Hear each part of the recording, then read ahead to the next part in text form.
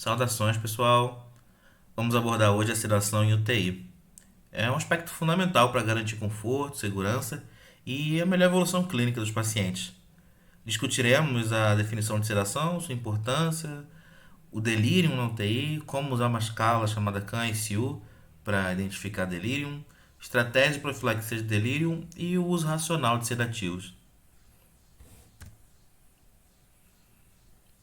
Sou o Pedro Gomes, sou médico intensivista. Essa e as outras aulas desse módulo, elas não têm conflito nenhum de interesse com a minha prática profissional. A sedação é o uso de medicamentos para reduzir a ansiedade, a agitação, promover conforto, garantir que o paciente tolere intervenções como ventilação mecânica, procedimento, uma cirurgia. E ela pode variar desde leve, permitindo uma interação com a equipe, até profunda, quando o paciente está inconsciente ou em coma induzido. Devemos sempre buscar o nível mínimo necessário para atender os objetivos clínicos. Tá?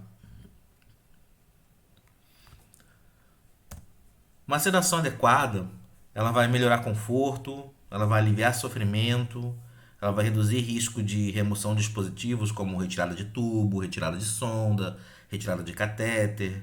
Vai facilitar intervenções terapêuticas, como por exemplo, ajudar o paciente a ter uma ventilação mecânica adequada, facilitar um dreno de tórax, por exemplo, uma passagem de uma sonda, alguma coisa como fazer um exame, uma ressonância magnética em um paciente que tem, por exemplo, uma claustrofobia.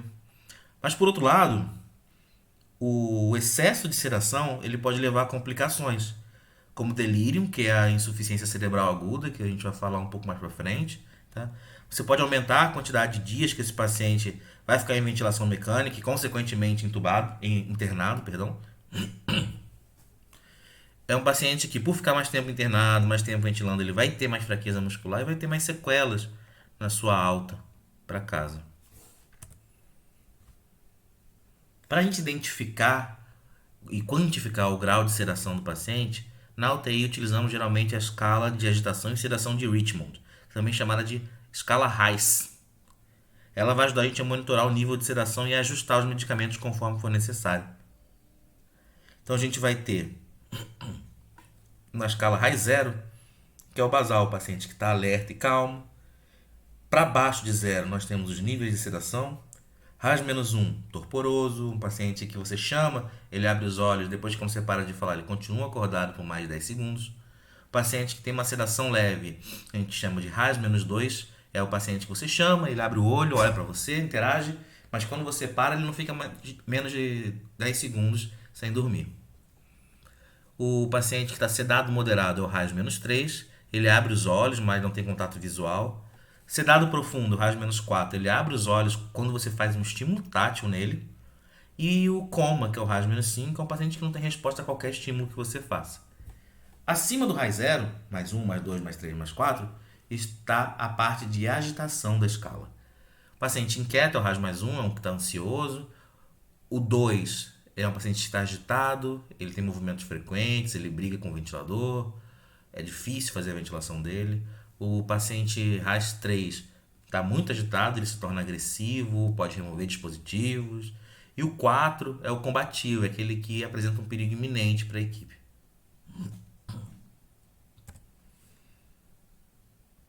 O delírio, como falei, é insuficiência cerebral aguda ou disfunção cerebral aguda. Assim como a gente tem um paciente que para de urinar, a gente diz que ele está em insuficiência renal aguda, a gente tem insuficiência cerebral aguda. E ela se caracteriza como uma alteração do estado mental, de atenção e de cognição do paciente. Cerca de 30 a 80% dos pacientes que estiverem em UTI vão ter, algum momento, um episódio de alteração de nível de consciência, de delírio. Tá? E ter delírio durante a internação está associado com a maior mortalidade e com um declínio funcional prolongado. Situações como gravidade de doença, uma idade mais avançada, paciente que está mal sedado, paciente que está em ventilação mecânica, tem privação de sono, tem estímulos fora do ciclo circadiano dele, causando uma disrupção, Todos esses pacientes eles vão evoluir com algum grau de neuroinflamação e disrupção da neurotransmissão. Isso tudo vai fazer com que o cérebro não funcione de maneira adequada. Daí o termo insuficiência cerebral aguda. E esse é o delírio.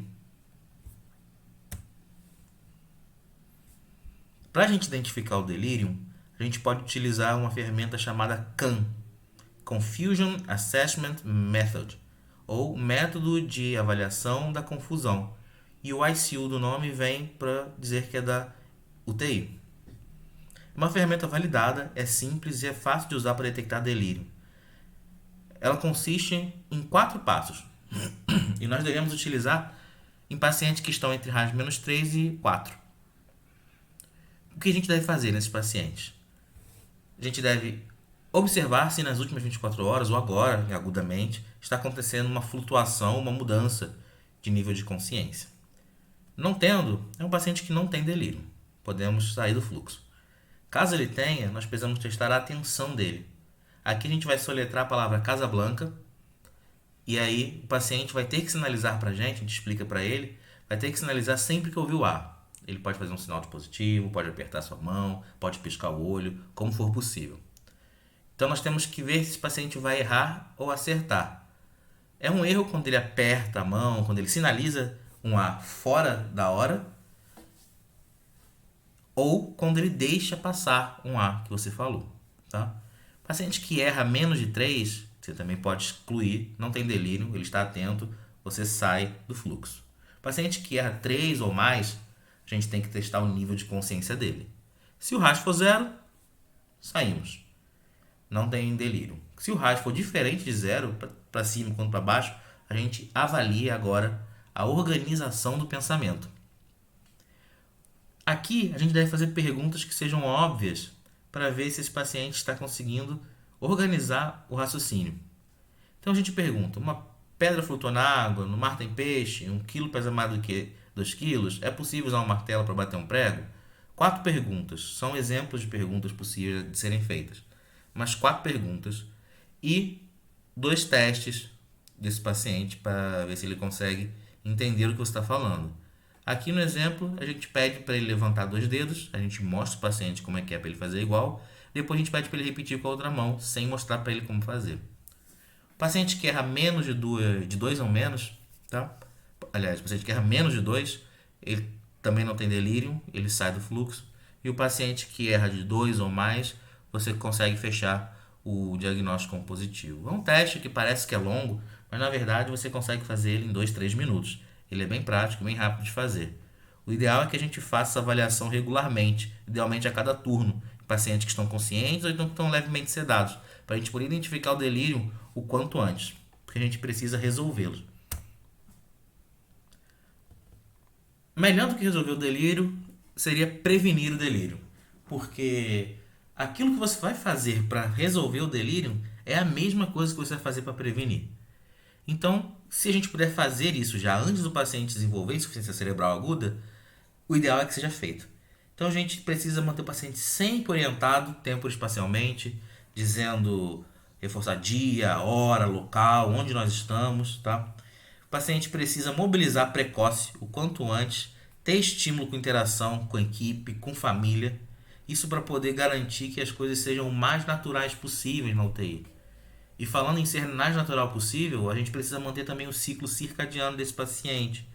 Garantir um ciclo de sono e vigília adequado, minimizar barulho e luz noturno, por exemplo, são ótimos exemplos de como fazer essa manutenção do ciclo circadiano. A gente pode também usar terapias farmacológicas. A dexmedetomidina, ou Precedex, que é a única marca que tem, sim, embora não deva ser usado de rotina nos pacientes, em pacientes que têm um delírio agitado, ou seja, um paciente com delírio, mas que o RAIS é mais 1, mais 2, mais 3 ou mais 4, a gente pode usar a dexmedetomidina para fazer uma sedação muito superficial nesse paciente, diminuir a agitação, diminuir o delírio. Essa é a medicação que é mais eficiente em resolver um delírio agitado e tem menos risco de causar delírio quando a gente compara com benzodiazepina, por exemplo, que a gente também poderia pensar em fazer no paciente agitado. A ideia é que a gente racionalize o máximo possível o uso dos sedativos. Tá? Sempre na menor dose possível para atingir nosso objetivo, evitar fazer uso de benzodiazepínico, optar por fazer uso de dexmedetomidina, por exemplo, ou então um propofol, tá? E sempre, sempre, sempre evitar benzodiazepínico. Sempre que você puder, tente evitar o benzodiazepínico, porque ele é o que está mais associado com disfunção cerebral aguda e com disfunção cerebral ao longo prazo. Sedação na UTI, então, tem que ser individualizada. A gente precisa balancear o conforto do paciente com o menor risco de complicação, como o delírio, por exemplo. E usar as ferramentas como o CAN-ICU e o RAIS, além das estratégias não farmacológicas, é uma coisa fundamental caso a gente queira fazer um manejo eficaz. Certo? Vou deixar mais uma vez um exercício. Quando você estiver na UTI, experimente. Identifique 4 fatores que você veja na UTI. Ou no leito, ou na estrutura da UTI, ou na dinâmica como a equipe trabalha. Identifique 4 coisas que a gente pode definir ou apontar como causas de um delírio. Certo?